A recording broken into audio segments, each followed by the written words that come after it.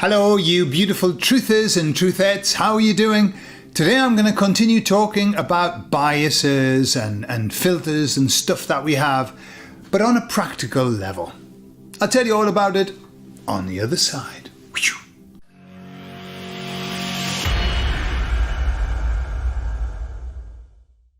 So let me start by giving you a sentence which I'm going to come back to. And that sentence is, bide your pash.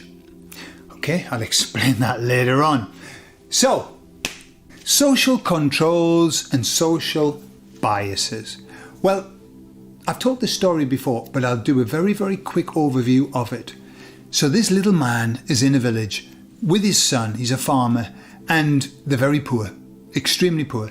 And one day, a stallion comes into the field, just a wild stallion comes into the field. Well, they are worth a lot of money. His son catches it and all the neighbours say, isn't that wonderful? Oh my God, great news. You're gonna have money, you'll be able to sell that and you'll be really rich and it'll be wonderful. And the little man said, well, maybe yes, maybe no. Maybe it's good news, maybe it isn't, okay? And so the next day the son goes to train the horse and the horse throws him off because it's a big stallion and he breaks his leg. And all the neighbours say, oh my God, this is such bad news.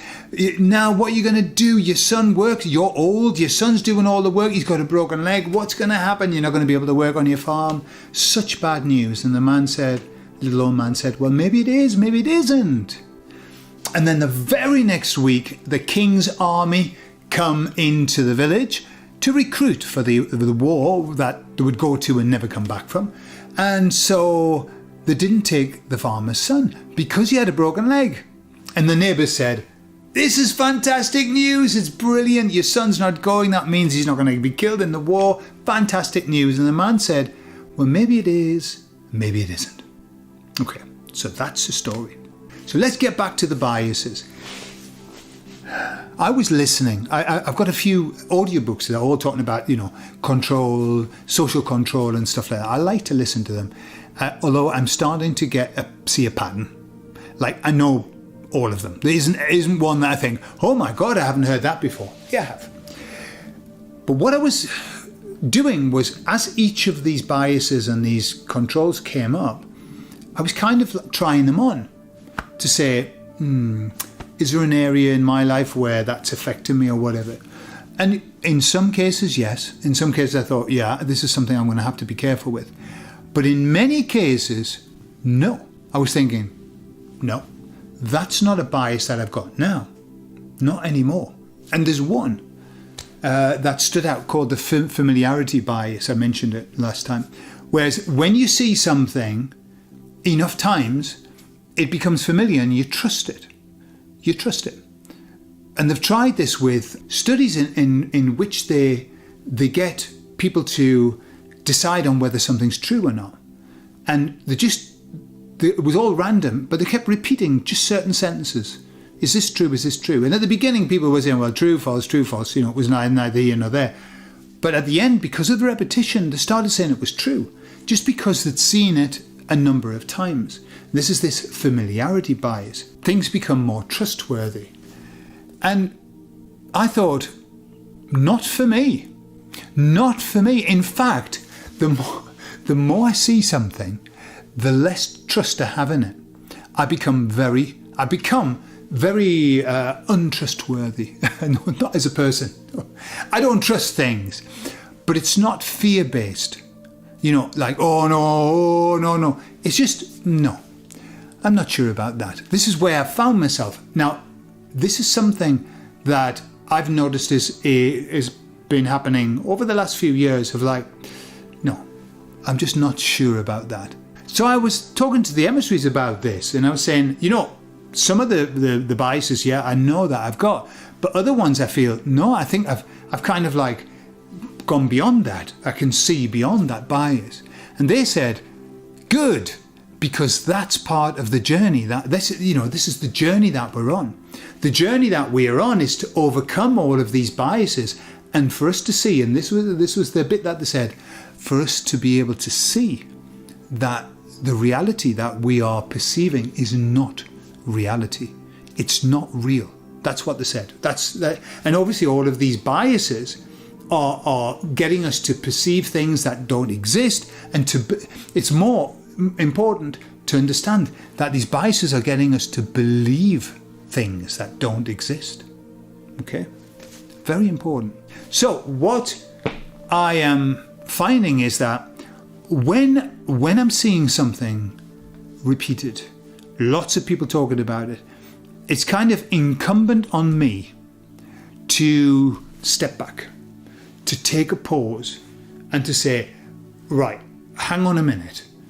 Why is it that I'm seeing this all over? Why is everybody talking about it? You see, I don't believe that anything goes viral by accident. I don't think that people talk about things by accident. And yes, I do believe there's a plan, and I do believe that these things get rolled out, but I also think that the baddies roll stuff out, and I think there's tremendous overlaps, and it's very difficult to perceive where the truth lies.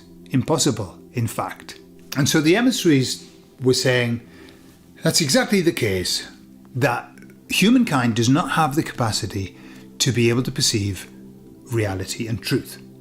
And they said, for two reasons. The first reason has to do with the filters that we have. We just don't have the acuity to trust the information that comes in through our filters.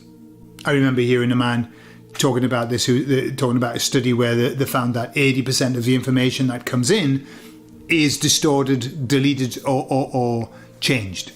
80% of the information that comes in. So the emissaries were saying, that's number one, we don't have the capacity. And then they said this one, but number two, the reason that we have to be careful with what we believe to be true is that they said we don't have the capacity to understand what's happening because we don't have access to the overplan of what's happening. You know, we're in the details, we're in the mud, we're in the thick of it. We can't see the big plan. And so when we look at something, we're seeing it in extreme isolation. And so if we make decisions based on what we're seeing, what we believe, based on that very limited view of the plan, and also based on all the filters that are going on, disaster. It's a disaster. We will get hold of the shitty end of the stick every single time. So what's the answer? Well, the answer is this. We have to bide our pash, coming back to that sentence. My friend who lives in Seaham, yes, near Sunderland. And he used to say when we were working together, because I was always a bit sort of, I want to get this done. Let's just do it like this. And he used to say, hey, bide your pash. Bide your pash, which I think is, hold your horses. That's what we have to do. And if we wanted bide our pash translated into something nice, well, the emissary said, don't be precipitous in your decision making. So withhold your judgment on something. When something happens, doesn't matter what, when somebody says this is the case, or when somebody says this isn't the case, when Trump does something, when Macron does something, when the media says something, bide your pash. Wait. Don't make a decision. You don't have to. This is the beautiful thing about it. You don't have to. You know what we have to do? All we have to do is wait. And these days, because of the speed of everything that's happening, we probably just need to wait about a week. And we'll know more or less what that was about. Maybe in a month. Maybe we have to wait a year. But we'll know what that was about. When you make a decision, remember, when you make a decision, you create a belief. When you create a belief, your mind will then work to make sure that you keep it. So every belief that you have it makes you a little bit more of a prisoner. And that sounds bizarre, doesn't it? But effectively, you're in prison. Every one of your beliefs keeps you in prison. Because your mind is going to fight to keep them. Just as it's going to fight to keep you comfortable. And so getting comfortable in discomfort is a good thing. It's a good thing to do. stretch your comfort zone as much as you can so that you can be comfortable in outer-lying regions. Because if not, your mind's going to try and keep you in that little... That's why the comfort zone gets smaller and smaller. It's like, well, I'm comfortable. I'm only comfortable here, sitting in my chair, watching the TV and eating a pizza. That's what we don't want. And I'll come back to it. The very, very important idea of all of this, knowing what we are, knowing the weaknesses that we have in terms of our capacity to perceive. Don't argue with people about your beliefs. Don't argue. Don't get caught up in arguing about what you believe to be true, because it probably isn't. Right? And as long, and it's not a bad thing. It's not like saying, "Oh, well, what's the point? If nothing I believe is true, what's the point?" No, the point is that we go through our life learning new things. When you get stuck in your beliefs, you will never learn anything else. You won't learn anything else because you've got a belief. No, I believe it to be true. Don't come near my beliefs. No, keep it open. That's why I like to say to myself, and it's like a reminder, I think this is the case, but maybe it isn't. Yeah?